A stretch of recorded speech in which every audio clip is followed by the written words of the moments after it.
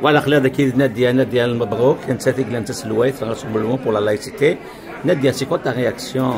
Est-ce que tu es d'abord contente de... Oh oui, moi je trouve qu'on a eu beaucoup de gens, premièrement, hein, la salle était pleine, et puis c'est un bon panel, on a pu parler de beaucoup de choses, c'est rare qu'on ait la possibilité comme ça de parler de sujets aussi délicats aussi, mais de façon conviviale, et puis... différents pays, venant de différents pays. Différents pays, oui c'est ça, on avait deux ressortissants de Syrie, une Marocaine, un Algérien, de France. Tunisie, France.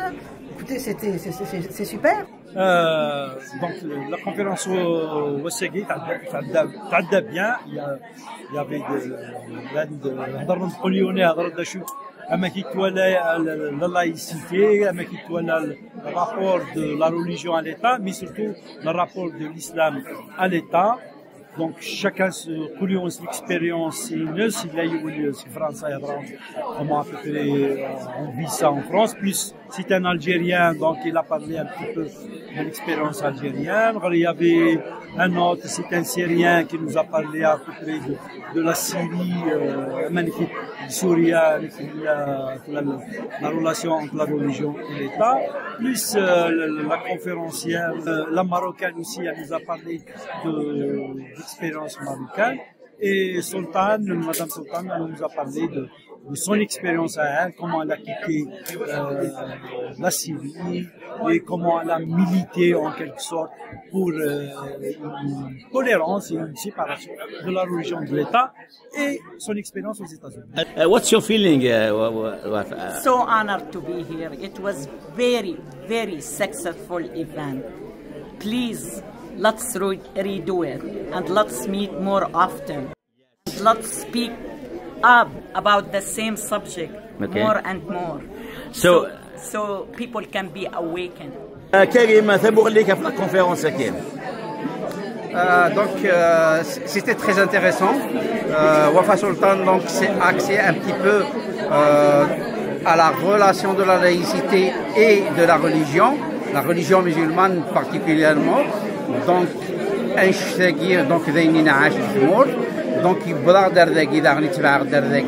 donc ça commence, donc fait que ils vont mieux, je ne sais pas, éveiller les consciences dès maintenant avant que ça soit trop tard.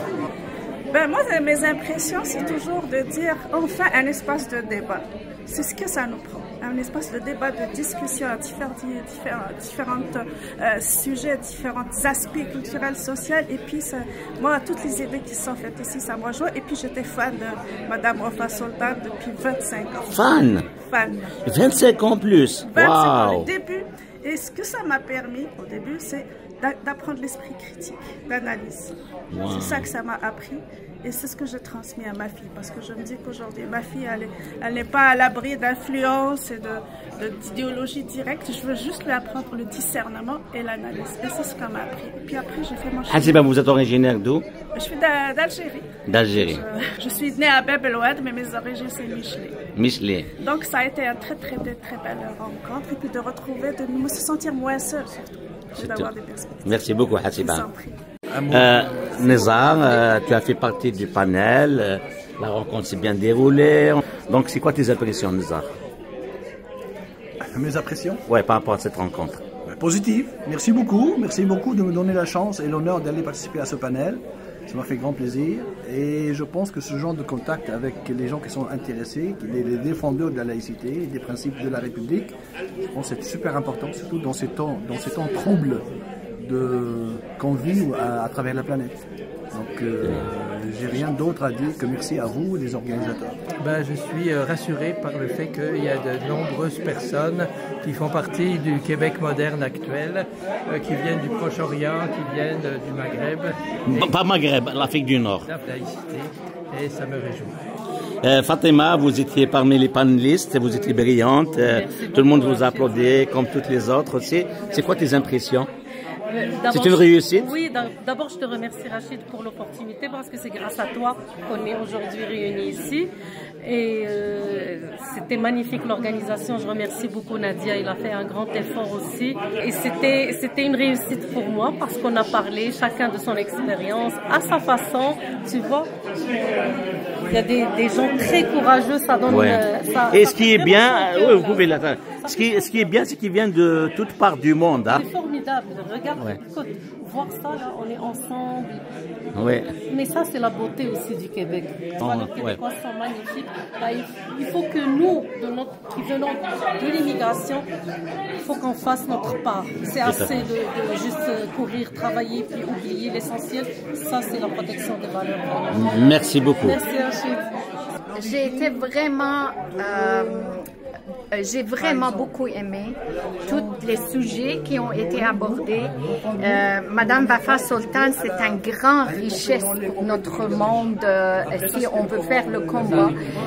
Aussi, toutes les autres invités, Samir qui vient de la France, qui a apporté la charte de la laïcité. Samir Messeba, exact, qui peut être un bon référence justement pour notre gouvernement à s'inspirer en France. Donc Samir, il a apporté quelque chose de nouveau, oui, et le gouvernement de Québec peut s'en inspirer, c'est ça? Exact, la charte que tu as apportée, ça peut être un outil super intéressant pour l'équipe qui travaille sur la laïcité au gouvernement du Québec. Et j'ai dit à Samuel, je vais essayer de mettre en contact. Ça serait formidable. On va faire ça parce qu'on a besoin, puis ça fait un bout qu'on en parle, on a besoin, nous, au Québec, on a juste l'expérience depuis 2019, tandis que les Français, ça fait 120 ans. Et l'explication que vous avez donnée sur la loi qui a été en 2004, moi, c'était la première fois que j'entendais, même si j'étudie beaucoup sur la laïcité de France, et je connais assez bien votre milieu politique et les choses qui se passent, fait que j'en suis certain que ça va être très constructif pour le Québec si vous pouvez partager vos connaissances, votre historique et vos cheminements, parce qu'on ne veut pas réinventer la rue encore une fois au Québec. Et l'idée principale qui a comme fondement philosophique, une loi, elle sert à protéger et non pas pour punir dans l'éducation scolaire. C'est là-dessus. Elle sert à protéger, à assurer minimum des bonnes conditions pour l'acquisition des sciences, des savoirs, et non pas pour réprimer ou punir. C'est comme chez les écolos, ils disent l'écologie punitive. Non, c'est une écologie pas punitive mais positive. C'est pour encourager, prendre des... Mais ce qui nous manque au Québec, c'est l'éducation à la laïcité. Que ce soit au niveau des fonctionnaires, des gens à l'école, au gouvernement, la population et les jeunes. Fait que qu'est-ce qu'on veut vraiment se concentrer là-dessus, c'est vos façons qui est éducation à la laïcité. D'ailleurs, je me suis inspirée de vous parce que vous avez toute une semaine pour célébrer la laïcité en France. Ici, MLQ avait proposé au gouvernement du Québec une journée pour la laïcité, mais j'ai dit il faut s'inspirer de la France et le faire une semaine. Alors, c'est cette partie-là qui invitez-le officiellement, il va vous donner son expérience. Et parmi les initiatives les plus concrètes, quand vous dites... parce que ça a mis du temps pour que ça s'installe, tout ça. C'est long. C'est que dans les universités, ils ont créé un DU, diplôme universitaire, laïcité et principes de la République. Donc le contenu est très riche parce que je l'ai fait l'année, je l'ai fait. Vous avez de la sociologie, de l'histoire, vous avez du droit pur, les lois, un peu les systèmes politiques un peu laïques dans tous les pays, séculaires. Donc voilà un peu le programme. Il y a des référents laïcité dans chaque établissement, l'équivalent d'un CPE, un professeur, il peut être référent. Il a des petites formations sur la laïcité, des modules. Il sert de conseiller quand il y a un problème de terrain concret, ils peuvent le consulter. Que dit le droit? Que dit le droit français par rapport à ça? Parce que le droit aussi, il est sujet de manipulation. Si on interprète ça, on peut s'en servir pour enfoncer quelqu'un ou l'accuser à tort. Donc le droit dans le sens juste. Merci Miranda. Samir Ali Khaïdi, c'est lui qui va être le modérateur de la conférence de demain. Donc vous allez parler demain de comment ou pourquoi l'État doit-il être laïque? Donc, c'est ça votre intervention. Et Ali, donc, tu seras le modérateur. Donc, à peu près, la question principale, c'est celle-ci. Donc, ça peut être, elle est un petit peu théorique plus que pratique. Mais aussi, pour, par exemple, je ne sais pas moi, pour argumenter ça, on a besoin des exemples. Par exemple, dans un État laïque, l'individu, comment il va vivre? Qu'est-ce que les répercussions de la laïcité sur l'individu, quotidien, sur sa vie quotidienne, mais aussi dans sa communauté, par exemple, dans un groupe, par exemple, c'est une minorité religieuse, qu'est-ce qu'ils vont bénéficier, quel est leur intérêt qu'un État soit laïque, et l'individu aussi. Par rapport à sa liberté de religion et sa liberté de conscience. Donc la laïcité en quelque sorte. Donc tu as des choses à dire par rapport à ça? Oui, il y a des exemples précis d'un pays à un autre. Peut-être on se basera sur un seul pays ou deux pays pour faire des comparaisons, de voir sous l'angle de l'individu ou de la collectivité, comment on se positionne sur des choses. L'état civil, par exemple, des exemples d'état civil. Est-ce qu'il porte le nom de la communauté? Comment ça c'est chez le catholicisme? L'état civil, il est passé. Le registre qui était à l'église, il est passé. C'est l'État qui a pris en charge ça. Est-ce qu'à Ottawa, donc, tu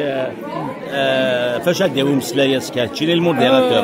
Demain, ça va être un petit peu plus, je peux dire, théorique plus que pratique. Voilà. On ne va pas y aller dans les anecdotes et les expériences personnelles, mais on va y aller plus dans la théorie.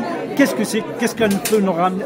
Je veux dire, la laïcité dans notre vie, يوشو نتولى اللايسيتي الحاجه العاليه يوشو الحاجه نتولى بلي لا سيباراسيون لا ريليجيون دو ليتا الحاجه اللي دي التاوين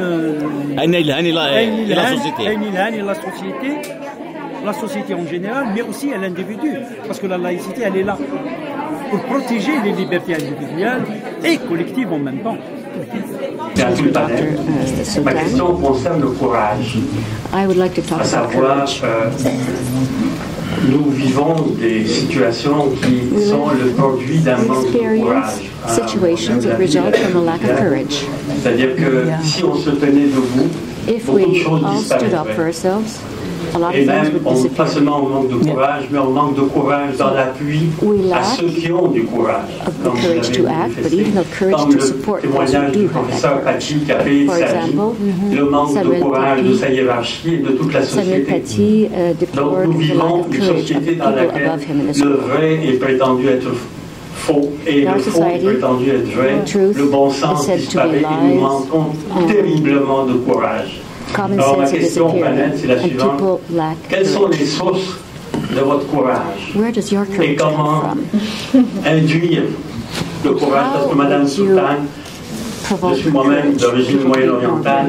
Il y en a dans la salle énormément de personnes d'origine moyenne-orientale qui ont vécu un peu tout ce que vous racontez. Et nous n'avons pas le 10e du courage que vous avez. Alors, quelle est la source du courage?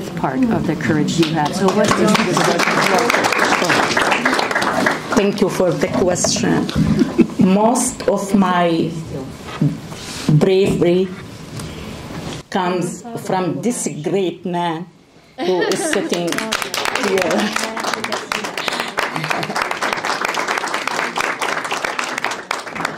He was the first one to open my eyes to the truth of Islam. We were very young students at university. And in our first meeting, instead of being romantic, he said, Islam is fake. I was 18 years old and I was about to kill him. But thank God I didn't. So my husband was almost raised by a Christian man because his father had a very close friend. And somehow he told him, I have a feeling I'm going to die.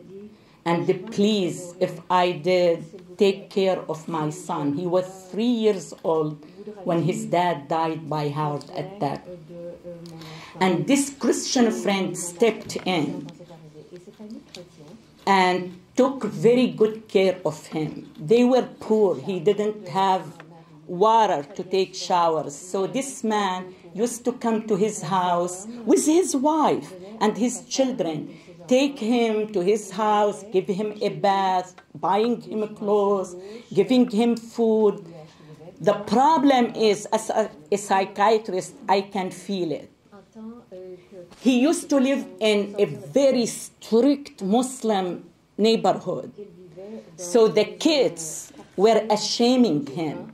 What this Christian man doing in your house? You have no father. Why he's coming to your house? My husband was in love with George, was in love with him.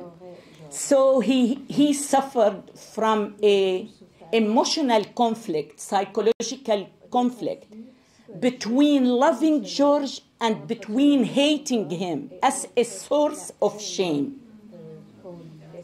So he suffered from this conflict. And the minute he met me, he felt secure to express himself. So right away, and he was introduced to the Christian culture at very early age, and he can see the differences between the two cultures. So when we met right away, he said, he was like 23, I was 18, he said, Islam is fake. And as I said, I was about to kill him. And from there, for 10 years after we got married, we had 2 children. I fought the idea back. When I came to the United States, I felt I was fighting the idea subconsciously to protect him and to protect us. When I came to America, I had to take the medical board exam and go through a subject was called behavioral science. So at university in our country, we didn't go deeply in it because probably it was against the Islamic way. So the time I was reading about it, every time, oh, my husband is right. The way we raise our kids, full of hatred, full of refusing, rejecting others. So day by day, I was coming to my conclusion that Islam is not only a fake religion, it is a threat to the whole world. And I was always comparing, and I am still, between the experiences I had lived in Syria and the one I am living in the United States.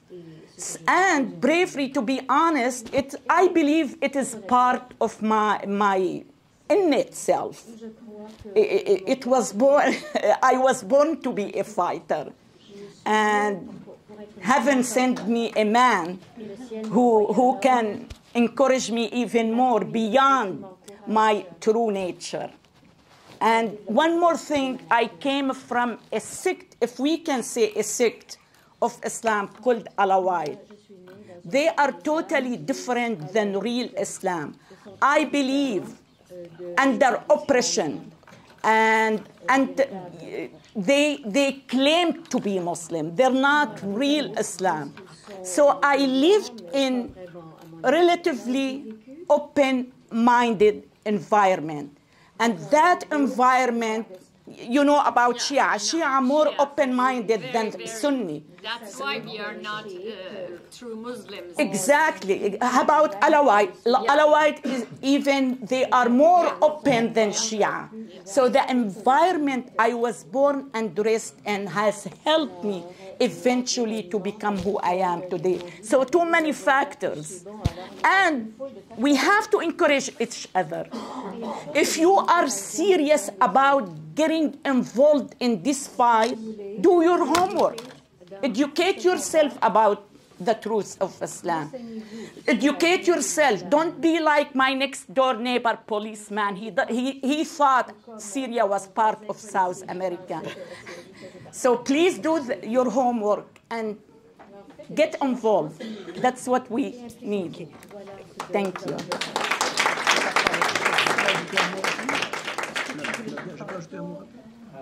Bonjour. Vous avez parlé tantôt de l'islamophobie. Donc je voulais rebondir sur ça. Vous avez dit que c'était une arnaque, mais moi je pense que c'est le contraire. C'est le choix des mots qui fait d'avance. C'est-à-dire que Dans mon pays, par exemple, moi, je n'ai jamais traité d'islamophobe. C'est un mot que j'ai découvert au Québec. Dans mon pays, on me traitait d'apostat mortel.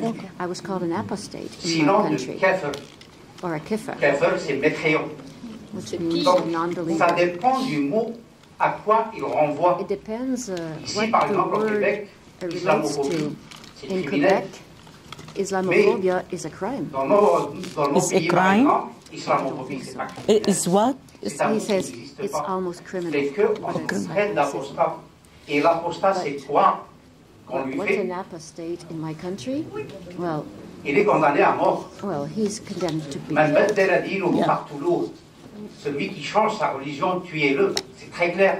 C'est dans la religion musulmane, surtout chez les sunnites. Donc, quand Madame a parlé tantôt, il a dit on ne donne pas la main à quelqu'un parce qu'il a peur de se salir, parce qu'il y a une phrase dans la religion musulmane qui dit Al-Mushrikoun al-Najas. Les mécréants sont des saletés. You don't want to sully your hands, and donc, you say no believers are dirty. Donc c'est le choix des mots qui est fait d'avance. So c'est intelligent, c'est pas une arnaque. Est-ce que quelqu'un veut My turn to ouais. I don't know. He didn't say. He was asking. Oh, I think someone else. He didn't ask. Ouais, ça sera peut-être mieux. Oui, tout à fait. Hein, je comprends ce que monsieur a parlé, que dans les pays arabes ou musulmans, la notion, le concept islamophobie, il y a plusieurs facteurs. Sinon, vous pouvez adoullah, c'est-à-dire ennemi de Dieu. Sinon, il y a d'autres. C'est l'islamophobie en France, en Europe, une construction intellectuelle qui est aussi dans certains intellectuels français qui ont participé à sa construction. Pourquoi je vous dis certains intellectuels français? Je les écoute, hein, moi, je ne les condamne pas. Des fois, je fais des conférences, je pose des questions, je critique. Il n'y a pas de sujet. C'est un peu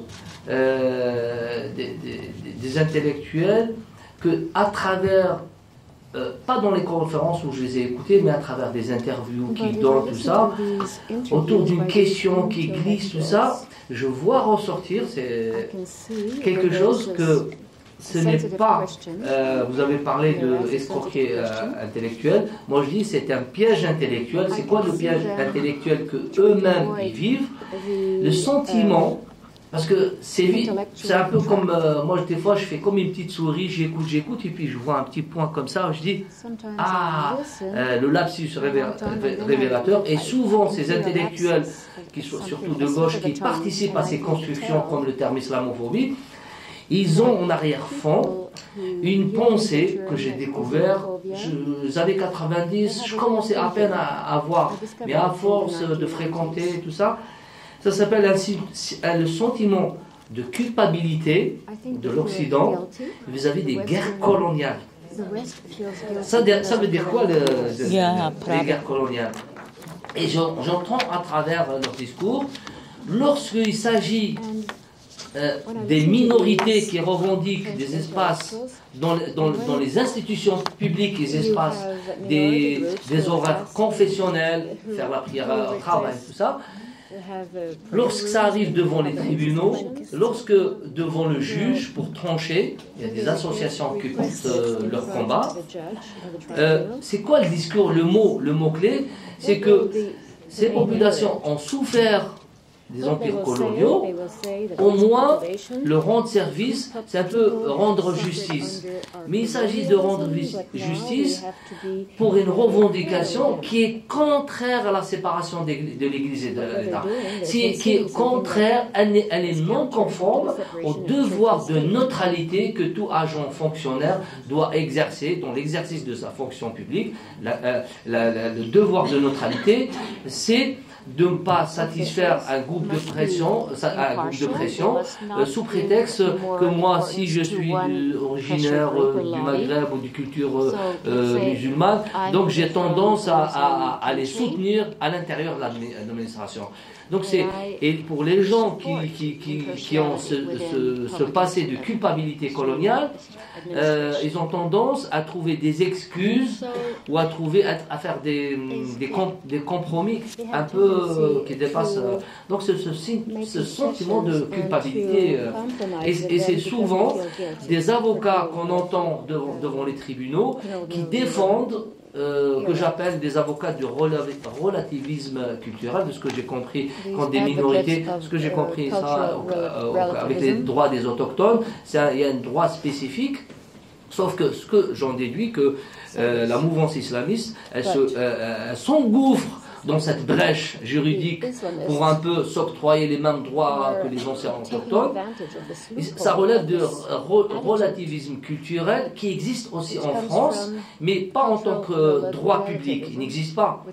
Je vous donne un exemple. En 1998, une association africaine qui a défendu des mamans d'Afrique subsaharienne, Sénégal subsaharien, il existe une pratique dans l'Afrique subsaharienne, Sénégal, Mauritanie, Mali, et qui existe en Égypte et au Soudan. Ça s'appelle les mutilations sexuelles. Donc, les mutilations jusqu'aux années 90, il y a eu un combat de femmes, d'avocats, de juristes pour les interdire. Mais quand même, les familles parents africaines qui pratiquent cette commune, elles trouvent des contournements. Elles organisent au bout de 3 ans, dès que la fille elle arrive 11, 12 ans, tout ça, elles organisent des voyages au pays pour le pratiquer là-bas. La loi a été renforcée. Donc ils arrivent à contrôler. Il se trouve qu'un avocat qui défend au nom du droit à la culture, c'est-à-dire en plein le journal télévisé du soir, j'écoute, je dis, quand même, il a des arguments juridiques bétants. C'est dommage, c'est un bon avocat, mais c'est dommage que ce soit pour cette cause. Ça aurait été une autre cause plus noble qui relève du droit humain. Mais il a fait reculer cette juridiction. Il a fait un poids. Mais au bout de quelques années, la loi a été adoptée, interdiction de... C'est un peu cette question, l'exercice de droit universel, l'universalisme, on va dire, et c'est un combat entre ces deux concepts, si on veut théoriser, relativisme culturel.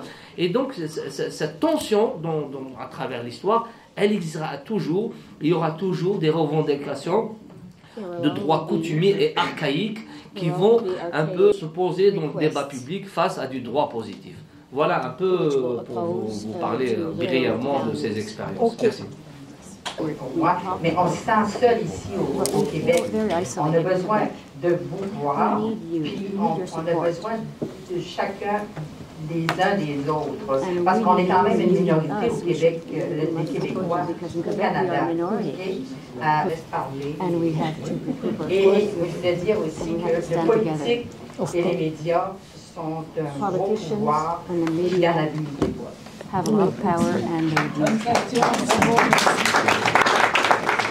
Là, on peut prendre des questions en rafale. Avec tout ce courant qui est monté des antichrist, dans la violence dans le monde à travers la chair, tout ça. Mais vous allez condamner qui? Est-ce que vous allez condamner la religion, ou bien les islamistes, ou bien les décideurs des gouverneurs? Voilà ma question. Je voulais vous raconter une anecdote, mais puisqu'il n'y avait pas de temps, peut-être qu'à la fin. Merci. Parfait, merci. Ok, à droite, oui. Bonjour, Michel Roux, je suis fondateur et membre du comité collégial de l'Amicale laïque d'Île-de-France. Donc, j'aurais simplement un petit commentaire et une question. Le petit commentaire, c'est que ce fut très agréable de vous écouter, d'avoir ces témoignages. Alors, je n'ai pas entendu d'action concrète. Ce n'est pas du tout une critique, hein. C'est simplement un constat. Notre association doit être concrète. Et je peux vous dire qu'à partir du moment où on intervient auprès des parents des élèves, auprès des collégiens, qu'on leur demande de créer par eux-mêmes, par exemple, une exposition sur la laïcité, eh bien, les acquis se font très naturellement. Et nous avons constaté depuis 12 ans qu'il y a une méconnaissance totale, aussi bien chez les adultes que chez les enfants, de ce qu'est la laïcité. La laïcité, donc, elle a 120 ans. Cette année, c'est ce que nous faisons. Ce qui est important, c'est de se rappeler les 3 points fondamentaux, enfin 4, 3,5, la liberté de conscience, la liberté d'expression, la liberté de culte et le non-financement des cultes. La question est la suivante. Le titre de le thème de cette réunion était la laïcité à l'épreuve de l'islam. Que pensez-vous de la question suivante? L'islam à l'épreuve de la laïcité. Pour celle-là, je vais répondre. D'accord. Alors, une troisième question. La conférence a abordé certains critères de la religion musulmane. Je trouve qu'il y en a un que je trouve des plus sombres, des plus dangereux, des plus mortels, qui est celui du droit à la diversité. Le problème est l'usage justement de la religion à la peur sur les enfants depuis leur tendre enfance, en leur disant que la langue du paradis est l'arabe. Voilà, je veux donc tirer la sonnette d'alarme par rapport à voilà, à cet aspect-là qui à chaque fois n'est pas cité, bien qu'il y a des kabyles parmi Alors, on merci. Une certaine question. My question is for Dr. Wafa Sultan. You know, Madana Javan, I'm Iranian originally, and I know that you're Syrian, and I have some Syrian, some Lebanese friends that they say that we have been Arabized by force, by Islamic conquest 14 centuries ago, and we are not really Arab, and you know, the influence of all this colonization 14 centuries ago. But what's important for me is that I'm observing this phenomenon since many years with Arab people, with Arab community. And even if between a Muslim, between us, they say that Islam is this, Islam is that, this is a tribal attitude that they try to say, but when we are with foreigners, we have to protect it, you know? And the point is that if we want to protect, if we want to promote laicity, we want to promote secularism, we have to get to stop proselytism.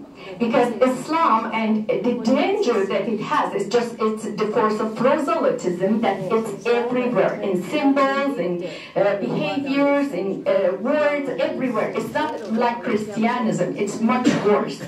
And if we frame this proselytism, for example, government says no more proselyte actions in public, it means that there is no more Islamic identity.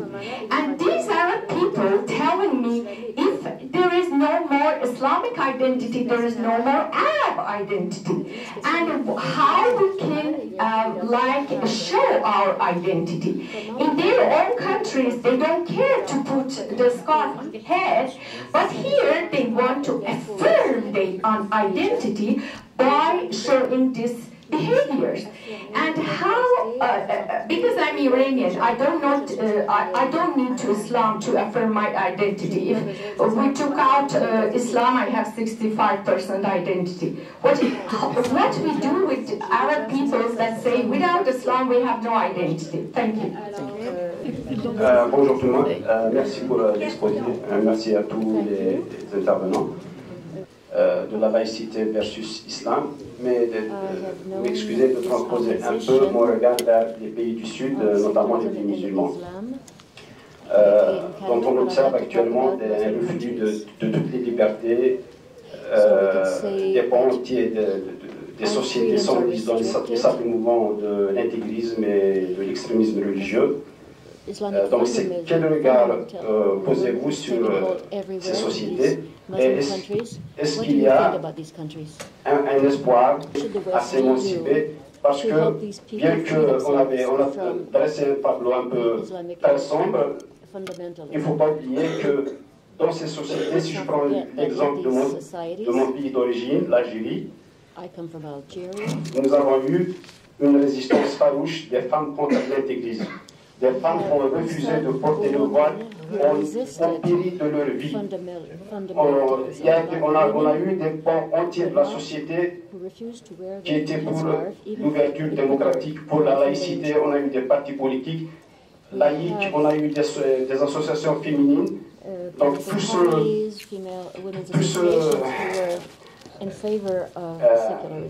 tout ce que la société a enduré, je pense qu'il ne doit pas être là. Donc est-ce qu'il y a une lueur d'espoir dans ces sociétés musulmanes avant qu'on sombre dans... Parfait. D'accord, on a compris la question. Voilà, merci, je suis intervenu. Parfait. Merci. C'est important ce que j'ai à dire. So one last question.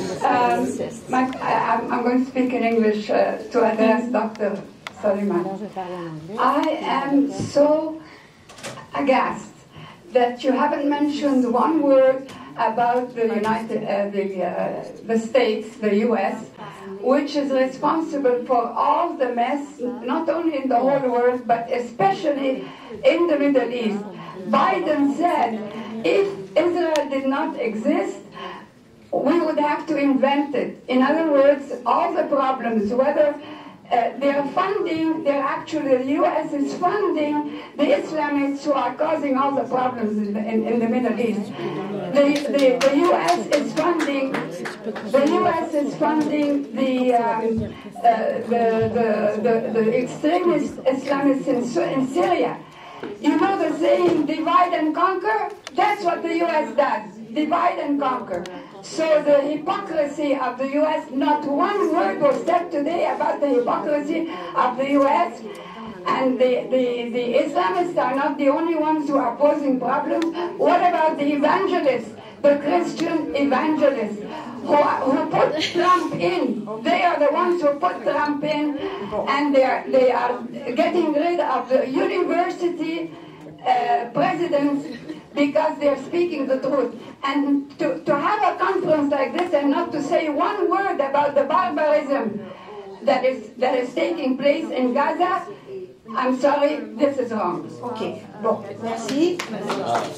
Le droit à la diversité a une notion, a une signification tout autre au Canada. Alors, donc c'est très différent. Quand on parle ici au droit à la diversité, avec les chartes qu'on a ici, et les chartes des droits et libertés, je pense qu'elle est très très protégée, la diversité. Donc c'est vraiment dans un contexte différent. Voilà. Mais je vais laisser nos invités en parler. Alors, on avait une question sur la différence entre islam et identité arabe. Alors, comment faire pour, en tout cas, démêler les deux? Qu'est-ce qu'on fait avec les Arabes qui mêlent leur identité avec l'islam? Alors maintenant, quel regard sur les sociétés islamiques? Que peut faire l'Occident? Est-ce qu'il y a une lueur d'espoir dans les sociétés islamiques? Et que peut faire l'Occident pour les aider? Et la dernière question est très large, je ne pense pas qu'on puisse l'aborder ici. Donc ça s'adresse à... Il faudrait une heure pour parler du contexte politique de l'Israël. Je ne penserais pas qu'on puisse arriver à quoi que ce soit en 2 minutes de réponse ici. Alors je pense qu'on va se concentrer sur les questions qui sont liées plus précisément à la conférence. Alors je vais vous laisser peut-être pour la première question. I'm sorry, many questions and too many ideas, so I am a little bit confused. But anyway, I am a medical doctor. I can't fight patients. I have to fight disease. I am not against Muslims. I am not even against Islamists. They are victims. They are brainwashed, indoctrinated at very early age. So they are, for me, in my opinion, they are patients, and they need our love. They need our compassion. They need to be treated well in order to understand the dire situation they are in. I will go back to the term of Islamophobia. It is not the only term that gets on my nerve. There are too many terms, and I truly believe were invented by the West in the sake of being politically correct, which are radical Islam, Wahhabi Islam, militant Islam. When I published my book, A God Who Hates, the publisher wants to put subtitle.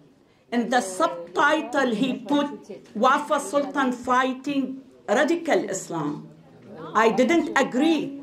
Who told you I'm fighting radical Islam? I'm fighting Islam. There is no such reality as radical Islam, militant Islam, or Wahhabi Islam. Islam is Islam. We go back to your question about the identity, and it is really, really big problem for Muslims. Because in our country, they are behind the time. They lost everything. Famine, no education, a very dire situation in terms of economy. So nothing has been left for them except Islam to hold on. So unfortunately, yes, that's true. Islam has become our identity. So we have to be careful, and we have to take this in consideration, especially for Arabs. 80% of Muslims around the world are not Arab. Quran is written in Arabic language, and it is very, very hard to be translated because it is written in classical Arabic, which we don't practice now.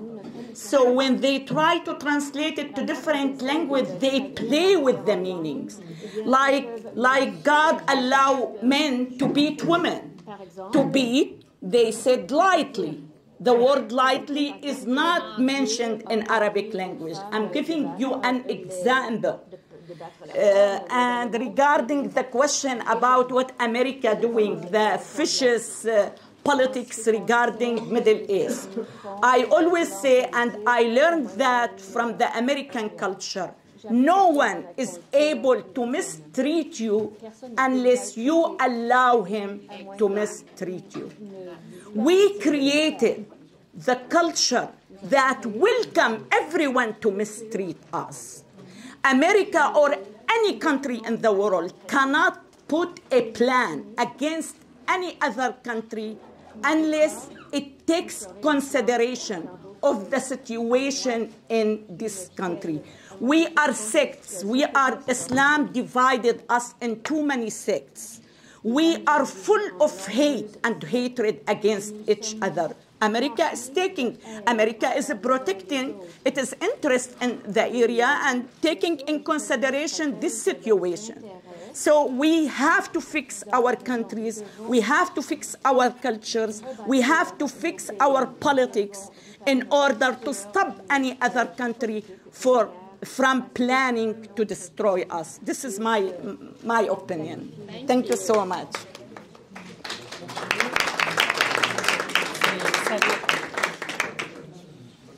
Par rapport, c'était la question par la laïcité. L'islam à l'épreuve de la laïcité. L'islam, j'ai eu tendance, j'ai pensé comme ça au départ quand vous m'avez annoncé l'intitulé, mais moi quand je parle de l'islam, le sens que je donne, ce que je comprends, l'islam comme produit d'histoire, comme une institution politique, c'est-à-dire comme légitimité des empires islamiques. C'est-à-dire qu'il y a des cadis, il y a des juges. Quand je parle d'islam, je pense même pas à l'idée de Dieu. En fait, je sépare. Voilà, c'est mon raisonnement. Après, vous êtes d'accord ou pas, mais comprenez-moi que je ne, si tant est qu'il existe ou n'existe pas, je ne parle pas de la question divine quand je parle là. Je parle en tant qu'islam d'un point de vue sociologique. C'est là-dessus qu'on est. C'est-à-dire je parle de l'islam terrestre. Je ne parle pas de l'islam céleste. Après, la métaphysique, toutes ces questions, c'est long, hein, il y a des spécialistes, il y en a qui en parleront mieux. Mais moi je parle d'un islam sociologique, d'un islam socio-historique, de produit de l'histoire, qui est soumis à une évolution dans l'histoire. Je vous ai parlé du droit positif qui n'existe pas dans le droit positif, c'est le siècle de la modernité, d'où Nietzsche disait Dieu est mort. Dieu est mort, ça veut dire qu'il s'est retiré de la terre, il vous a dit débrouillez-vous entre vous, légiférez pour vos propres affaires. Il n'y a plus le catholicisme, il n'y a plus la monarchie catholique qui gère en nom de Dieu, il y a un lieutenant de Dieu sur terre. Ça n'existe. C'est ça le changement, le basculement de l'histoire. Et quand je dis que l'islam a l'épreuve de la laïcité, c'est aussi vrai. Pourquoi? Parce que les sociétés de culture musulmane, elles ont été, à partir de la chute, dès le début de la chute de l'Empire ottoman, ça a commencé la dégringolade. Donc il y a eu une époque des Abbassides, avec tous les savants, on connaît Ar-Razi, Avicenne, Averroès, ça c'est des brillants savants, et encore, même ces savants de l'univers islamique ont été assassinés. Donc on a une tendance obscurantiste qui essaie de faire régresser les sociétés islamiques, elle est là. Je vous donne un exemple historique où l'islam était à l'épreuve, pour répondre au monsieur, c'est aussi valable, à l'épreuve de la laïcité, et que la laïcité, je considère comme un droit, ça fait partie d'une évolution historique qui a produit un droit positif. Ça fait partie des dispositifs juridiques qui sont dans le droit positif. Et donc on a une contradiction entre ces deux questions. En 1848, lorsque il y a eu la déclaration des droits universels, des droits de l'homme, où il y a des articles de l'abolition de l'esclavage, quel était à votre avis, et je vous le dirai, hein, de l'Azhar à l'époque, c'était pour eux un choc. Comment l'esclavage peut être annulé? C'est parce que l'abolition. Donc il y a eu ils ont voulu créer une fatwa. C'était un choc. Et celui qui en parle le mieux, il a traité cette question. Il s'appelle Malek Chebel. C'est un Français d'origine algérienne, un anthropologue. Il a écrit un livre de l'esclavage en terre d'islam. Donc c'est pour ça que je vous dis que ça existe toujours. Ça existe toujours. La mentalité esclavagiste dans certaines catégories de l'univers islamique, elle existe. Elle existe. En Mauritanie, ça se pratique. J'ai appris qu'en Arabie Saoudite, dans certaines familles, ils font un peu, c'est déguisé comme d'esclavage moderne. Et c'est conforme. Hein. Ils peuvent justifier par, je sais pas, un hadith ou... Le prophète déjà, il a vu des esclaves. Ça, je ne sais pas, vous me l'apprenez. Donc, pour venir, donc déjà l'islam en tant que sociologique comme produit de l'Occident, il est à l'épreuve de la laïcité. Donc il y a un combat, une tension. Donc c'est aussi valable. Je vous donne une anecdote aussi. En 1962, en Arabie Saoudite, les chouyours de l'université de Jeddah et tout ça, ils ont condamné l'utilisation, les premières images en 60 de la télévision. C'est haram. Il y a des historiens qui pointent des faits comme ça, et sous prétexte que tu ne peux pas reproduire l'image d'un homme, il n'y a que Dieu qui peut la reproduire, parce que tu n'es pas en mesure de lui souffler l'âme, il n'y a que Dieu qui peut. Donc le dessin, l'image, tous ces interdits, ça vient du corpus juridique du Moyen-Âge. Donc encore une fois, et encore, ils ont manifesté contre la télévision, comme quoi c'est pervertir l'image de Dieu à travers l'homme qu'on ne peut pas fabriquer. C'est que 40 ans, 50 ans, c'est les islamistes qui sont champions d'utilisation de ces images. Et ils ont toujours condamné des inventions techniques, technologiques, l'avancée scientifique, et au bout haram. Mais au bout de 10, 20, 30 ans, ils en servent, ils en consomment, ils en abusent. Vous voyez un peu une sorte d'aliénation par rapport à ça. Et c'est comme ça que c'est encore toujours cette idée-là qui est à l'épreuve de la laïcité, et ça continue pour des questions d'avortement, pour questions d'égalité homme-femme, parce que dans l'univers islamique, dans la mentalité, elle n'existe pas l'égalité. Donc quand il y a le droit positif qui affirme ça, voilà, c'est l'islam qui est à l'épreuve de ce droit positif qui est la laïcité. Parfait. Là, je vais donner la parole de la fin à M. Hamoud, à Nizar, et ensuite à Fatima. Commençons par Mme Fatima. Donc. Ok, Fatima, elle a quelque chose à nous raconter. Pas vraiment, je veux juste profiter de la présence de Dr Wafa Sultan pour avoir son avis. Je ne sais pas même s'il y a une solution à ça. Qu'est-ce que Dr Wafa Sultan, surtout qu'elle vient de parler de jeunes qui sont victimes d'islamisme, et ils sombrent vraiment entre les griffes de l'islamisme radical. C'est quoi son opinion quand ces jeunes-là ont vécu ici, ils ont grandi ici, sont nés ici, des fois de familles qui ne sont même pas pratiquantes? Comment les sortir de là, à son avis, ou comment les aider au moins à sortir de là, ou c'est quoi le déclic qui fait qu'un jour, peut-être qu'ils vont découvrir qu'ils sont juste passés à côté de plusieurs années de leur vie. Merci beaucoup. Là, tu as passé la parole à Wafa. Ou bien à M. Nizar, n'importe qui avait... Peut-être qu'on va laisser... c'est une question ouverte, disons. Oui, c'est parce que je sais qu'il y a des parents présents ici qui vivent cette situation et qui veulent peut-être avoir une idée. I believe the school's responsibility to intervene and discover what's going on inside his home. If the teacher asked the students some question and the answer was beyond acceptance, I believe they have, the school welfare has to get involved. And one more thing, once I suggested every immigrant coming from any Muslim country, you give him, you handle them.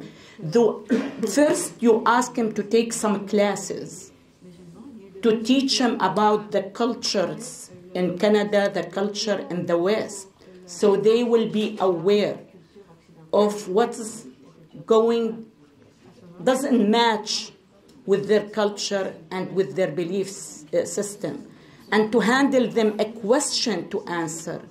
Would you accept treating women equal like men?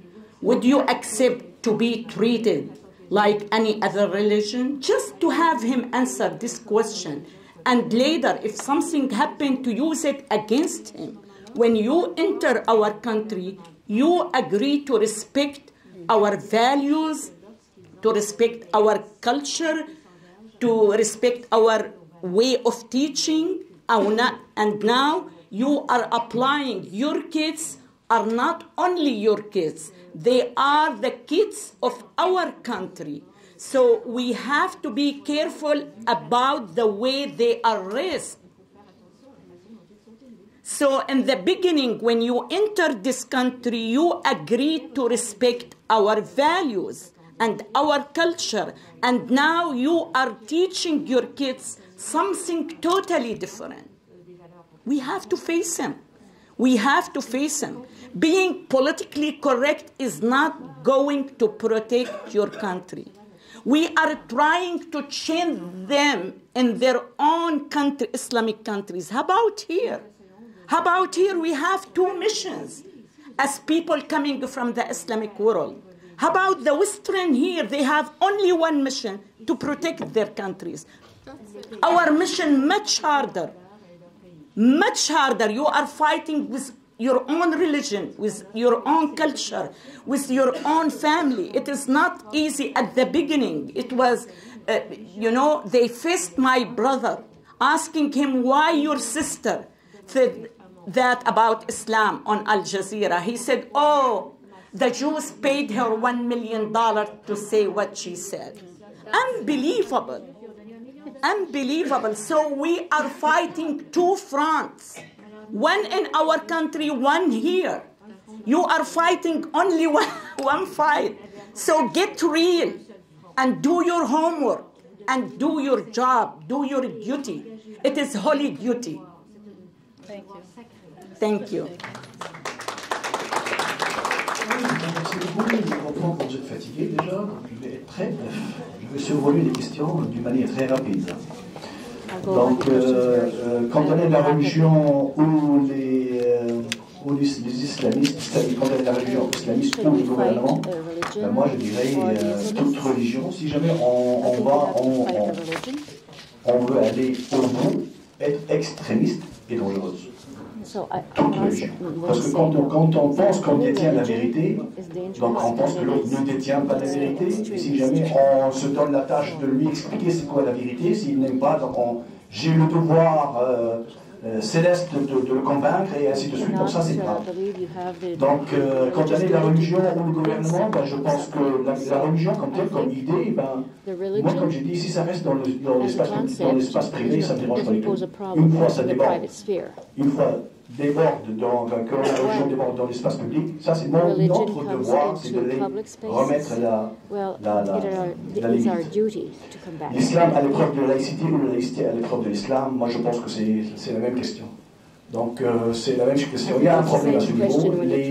Les musulmans ont un problème sérieux à dire, à comprendre la notion de la laïcité. Pas tous, bien sûr, mais il y a un problème à ce niveau. Et il faut vraiment qu'on les explique et qu'on implique et qu'on impose des règles parce que ces gens musulmans sont venus ici dans un pays laïque. Au moins, il faut respecter les règles du pays où ils sont venus. Concernant la diversité, là, je ne veux pas rajouter. Différence entre l'islam et l'identité arabe. Écoutez, la différence est tellement énorme. Le plus grand pays musulman, c'est la Malaisie. L'Indonésie. Donc au niveau du nombre, au niveau de la quantité, donc ce n'est pas les Arabes. Dans les pays arabes comme la Syrie par exemple, je vous donne une anecdote ici, il y a beaucoup de chrétiens qui sont vraiment... la christianité, ça vient d'où? Ça vient d'où? Non, pas du Moyen-Orient en général, mais c'est très large. Même pas du Proche-Orient, ça vient de la Palestine, si vous voulez, à l'époque, et ça vient de la Syrie, de la Grande Syrie à l'époque, donc ça vient de là. Donc, ben, si vous voulez, j'ai avec grand plaisir, d'ailleurs j'adore les Égyptiens. Donc, différence entre... Donc il y a une grosse différence. Dans les Arabes, il y a des chrétiens, il y a des juifs, il y a et au niveau quantité, c'est l'Indonésie et la Malaisie. Donc il faut faire vraiment la différence, c'est une grosse différence. Autre chose, je peux faire... Est-ce qu'il y a une lueur d'espoir pour les sociétés? Oui, bien sûr. J'aimerais bien ici glisser un mot, je pense que la majorité d'entre vous ne savent pas. Quand les pays arabes, quand les pays du Proche-Orient, de la Syrie, je parle parce que moi je suis d'origine, je sais beaucoup plus sur cette petite région. Quand la Syrie est sortie de l'hégémonie de l'Empire ottoman au début du XXe siècle, c'est-à-dire la Première Guerre mondiale a pris fin de 1918, je pense, 1917, 19. Donc quand les Ottomans sont sortis, donc les premiers, les illuminés de la région ont commencé tout de suite à parler de la laïcité. L'esclavage était Ad-Din Lillah, on n'entendait jamais. Ça c'est Al-Kawakibi, ça c'est Ad-Din Lillah, on n'entendait jamais. Ça veut dire la religion est à Dieu, le pays, la patrie est à tout le monde. Donc ça c'est très laïque. Très laïque, c'est ça le sens de la laïcité. Mais est-ce que ce qu'ils ont dit au début du XXe siècle a été soutenu par quelqu'un? La réponse est non. Parce que la politique, excusez-moi pour des politiques ici qui sont ici, la politique est quelque chose de sale. La politique est quelque chose d'impropre. Pourquoi je dis ça? Parce que les gens qui crient Ad-Din Lillah, on ne l'entendait jamais, jusqu'à maintenant, après 100 ans de l'indépendance de la Syrie actuelle, ben, ils sont toujours réprimés. Que ce soit par les dictatures sur place, que ce soit par les forces occidentales, par les États-Unis, par les gens qui n'ont pas intérêt à soutenir ces gens-là. Et ces gens-là existent. Moi, j'existe. Moi, je suis là devant vous. Moi, j'ai crié Ad-Din Lillah quand j'étais en Syrie, et je continue à crier ça ici. Et les gens comme moi, croyez-moi, je ne suis pas une seule personne dans un pays de 22 millions. Non, il y en a beaucoup. Mais ceux qui sont subventionnés, ce n'est pas nous. Ceux qui sont soutenus, ce n'est pas nous. Ceux qui sont subventionnés et soutenus sont soutenus par qui? D'ailleurs, par le pétrodollar, par l'Arabie Saoudite, par les forces obscuristes, par les États-Unis, par les pourquoi? Tout simplement, comme l'a dit le Dr. C'est parce qu'ils servent leurs intérêts. Ceux qui crient intérêt, parce que quand je dis l'avantage, quand je dis laïcité, quand je dis Dieu et la religion est à Dieu et la patrie est à tout le monde, donc moi je suis, par définition, je suis nationaliste, je suis pour les intérêts du pays. Et là, c'est très difficile à défendre. Parce que les forces qui sont contre nous, contre les gens comme moi, sont énormes. Donc on essaye de garder la tête en dehors de l'eau, mais croyez-moi, la tâche est très difficile. Donc, est-ce qu'il y a une lueur? Oui, les gens comme moi, comme nous, comme vous, comme ici, ils existent, ils sont là. Ils sont là et ils font une lutte incroyable. Quand vous avez parlé de du courage, qu'est-ce qu'il a dit du courage? Comment vous avez du courage? Ça vient d'où le courage? Croyez-moi, le courage de nos pays d'origine, les gens qui visent la vérité là-bas, c'est 1000 fois. 1000 fois. Et il y en a des gens qui ont payé avec leur propre vie par des milliers. Je peux compter dans ma famille, dans ma propre famille, je peux compter des dizaines d'exemples. Donc, oui, il y a une lueur, oui, la laïcité existe dans ces pays-là et il ne faut pas seulement défendre la laïcité. Ça, c'est ici, on est là, on est des citoyens québécois et canadiens. On a le droit moral et légal de défendre la laïcité, mais il faut aussi penser aux gens qui essaient de défendre dans leur pays parce que c'est butterfly, comment ça s'appelle ça, l'effet du papillon. Parce que si ils réussissent chez eux, on va arrêter ce mouvement islamiste fanatique dans son propre nid d'origine. Merci beaucoup. Alors, merci beaucoup pour c'est un extraordinaire mot de la fin. On a fini avec des lueurs d'espoir. On a fini avec le courage. Bravo. Écoutez, on va encore remercier nos panélistes chaleureusement. Merci d'être venus.